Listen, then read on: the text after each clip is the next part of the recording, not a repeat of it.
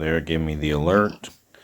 And then you can see on the live view it actually zooms in, but on the recorded view it's not. And you can click that that button or that lower right window, and it will zoom back out for you if you don't want to see the zoomed in picture.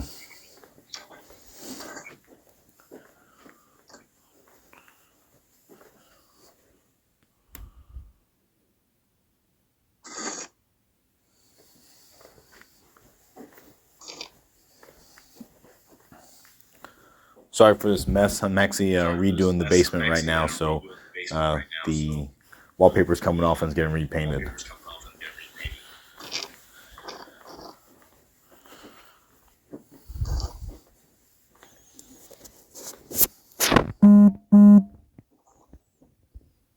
Okay, there we go.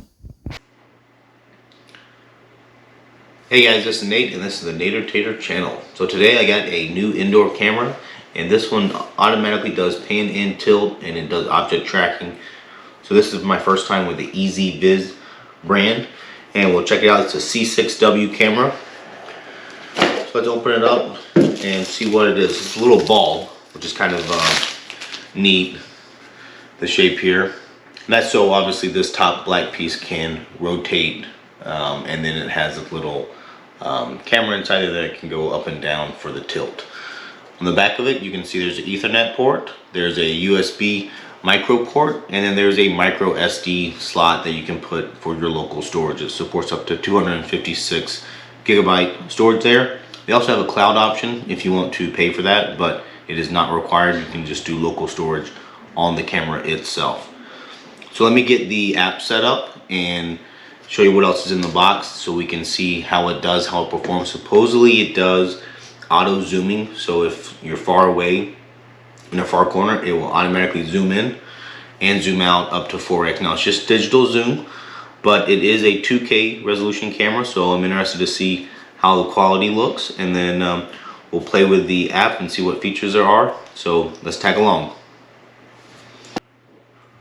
Okay, so the accessories in the box, you have a little mounting template that you can use if you need to for drilling holes.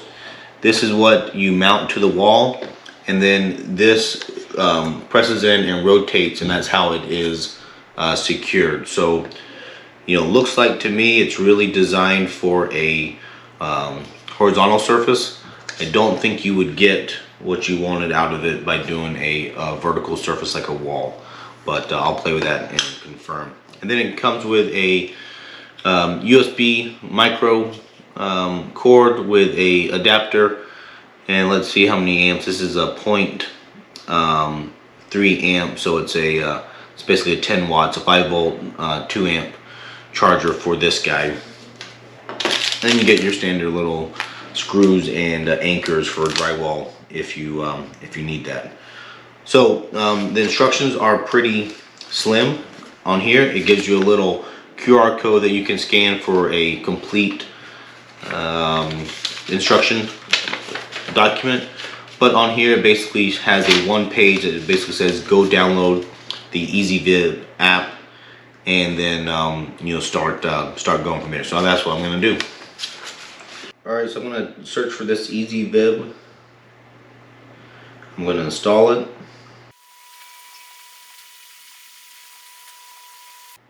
Alright, so now we can open up this EzViz app. And I need to create a new account because I haven't used this before.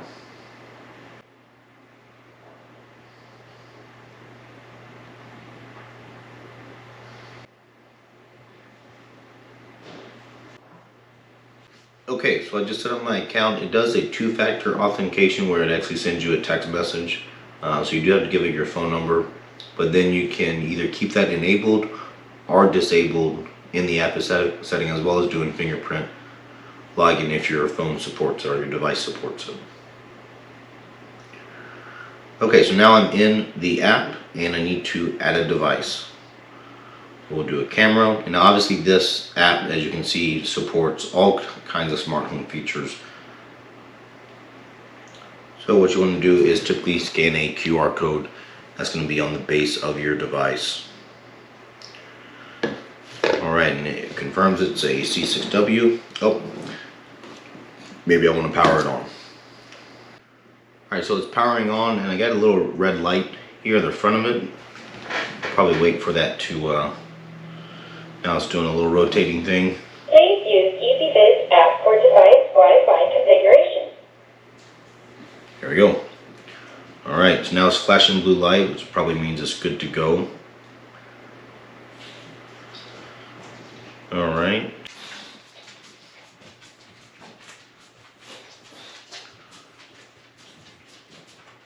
Alright, so now I'm telling it to connect to my Wi-Fi.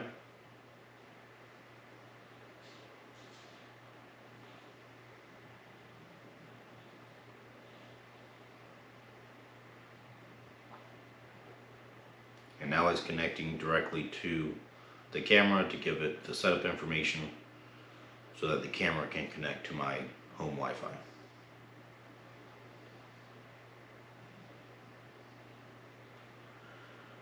Alright, so now I'm going to give this guy a name, and I'm just going to call it Connecting to Wi-Fi. Please wait. living room for now. Wi-Fi connected.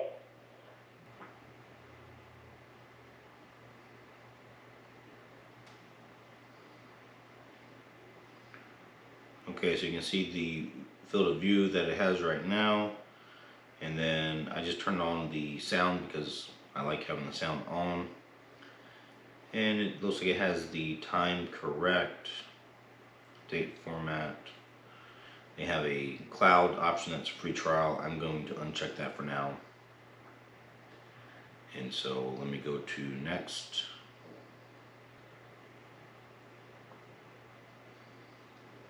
Alright, so now I'm just opening it up and I want to play with it. Let's see.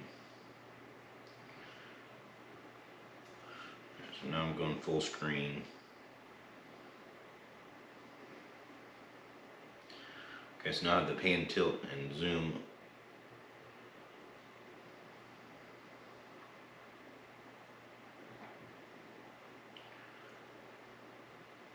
So that seems to work well. Now let's see if I can do,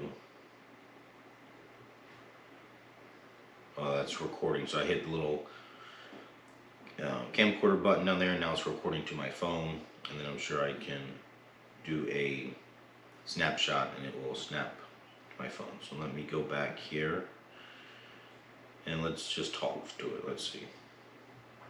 Testing, testing. Testing, testing.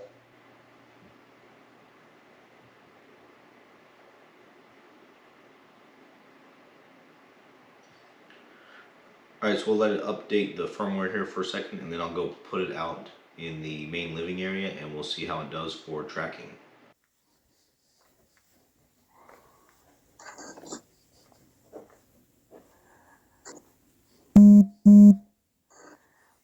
So there it gave me the alert. And then you can see on the live view it actually zooms in, but on the recorded view it's not. And you can click that that button or that lower right window, and it will zoom back out for you if you don't want to see the zoomed in picture.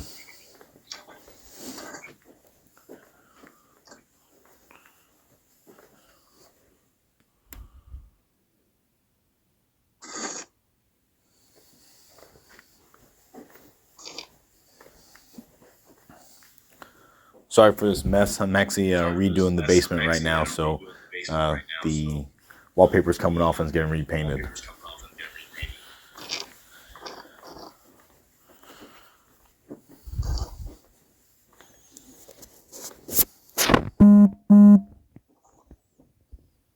Okay, there we go.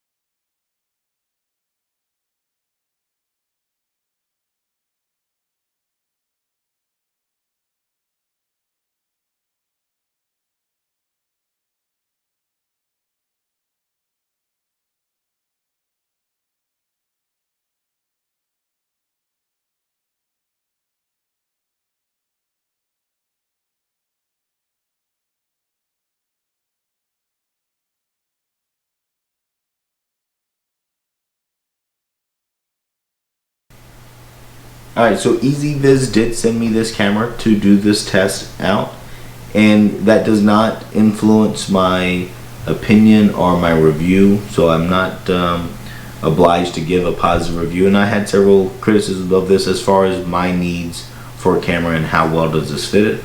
But what I will say is that this camera does have some good features and capabilities, and that might fit your needs well, and that's why I do these videos, is to lay out what I really think are the pros and cons of the camera and any neat features that are not typically covered in other people's videos of products. So if you did enjoy this and you want to see more content from me, consider subscribing down below, and of course hitting the like button on the video. All those help the channel grow and continue to make new video and new content for you guys to watch. Okay, so earlier I mentioned about the mount and that I would be concerned if it could be mounted on a vertical surface, and that's because the tilt doesn't even go all the way pure horizontal in that case, so it would be always looking down slightly. And I did not mount it and take any footage, but when I just held it up and looked at it, if it's higher than you, so if it's above 6 feet, then it can work in that layout. And then the other thing that it can work on is actually a ceiling mount where it's completely upside down, and then you can get technically, you know, almost 360 degrees. It can't rotate over itself, it has to rotate to stop and go back the other way, but it has almost 360 degree coverage then of a room if it's mounted directly over. Alright, so I've been using the camera now for several days, actually almost 2 weeks, and I have a lot of pros and cons to say about it. So I do think it is a unique design, and it does have 2K resolution. That seems to be pretty good, especially in good light. And the infrared lights, it has 2 of them that shine out. They are good and powerful, and they cover the whole room. The footage I have of me in the basement, it does track me, and it is jerky as far as the tracking goes in its steps, and you can get lost if I have most common ways I get too close to the camera, and then it doesn't recognize you as a human anymore. It just recognizes a big blob, and then it might lose you and then not pick you up again. But in general, especially if you're 10 feet or more away, it's picking you up very well, and you can walk behind objects and then reappear if you're still in the field of view, and it will pick you back up again and keep following you. So that seems to work fairly well. The downside to it is you can set a like a home view where it's pointed both in pan and tilt a certain degree, and it will go back to that home base after it detects motion. So once it detects motion, it might follow it all around. If that motion stops, I think it's about 30 seconds or something, it says, okay, I'm going to go back home, and it motors back to its home field of view. The downside to it is if motion happens outside of that field of view, it doesn't have a way to pick it up. So by having the narrower camera lens, you don't see as much of the room, and depending on where you plan to put the camera, what shape the room is, you might not be able to get the field of view that you want that could capture every different entry or exit point that maybe you want to pick up. So that would be a downside. And so like for me in the basement, putting it down there, I'm pointing it at one of the doors, but if someone comes from the other side, and even in that whole side of the basement, it's not going to pick them up, and it won't ever turn around to do it. You might have seen I have a Eufy outdoor floodlight Cam 2 Pro with automatic pan and tilt and tracking, and that one has the PIR motion sensors all around that allow it to detect objects and move the camera even if you're not in the camera field of view. So a feature like that would help a camera like this pick up in those cases as well. So now you're left with a camera that can detect the motion in the frame of root and follow it all around in both day and night. And it has local SD card storage here that does work, and then it has cloud based storage that you can optionally do, and you have to pay for that option, but that is available. And the app is fairly intuitive. It seems to have most of the features that you need. I didn't see a whole lot of issues. It's a little bit slow connecting from your phone to the camera itself, but not bad. But one note on that is on the SD card, when it's saving it, I'm not sure what it's doing, and I'm not sure if it's just me or I got a corrupt SD card or something's going on. I did not try to reformat the SD card again and try it, but I'm getting a list of files that are all the same size and same date created for my MP4 files, and only the first 23 of them in my case are actually valid files. Every one after that, up to I think 117 or something, is actually invalid, and you can't open it, you can't do anything with it. So I don't know what's going on. That seems like maybe a data storage corruption. What's interesting is that on my phone app, looking at the recordings, it's all correct. And what I found was, of those first 23, those are like blocks of several different recordings all jammed into one file. So that's kind of weird, and I don't think that that was intentional. So I don't know if I found a bug, or like I said, if my SD card is corrupt, but it is not acting the way I would think it would. So I think they're still working out some of their bugs in the software. That SD card file structure might be one of them. The other thing that they are working on is, I just saw a pop-up for it on this new version of the app, that you can do widgets on this Android device.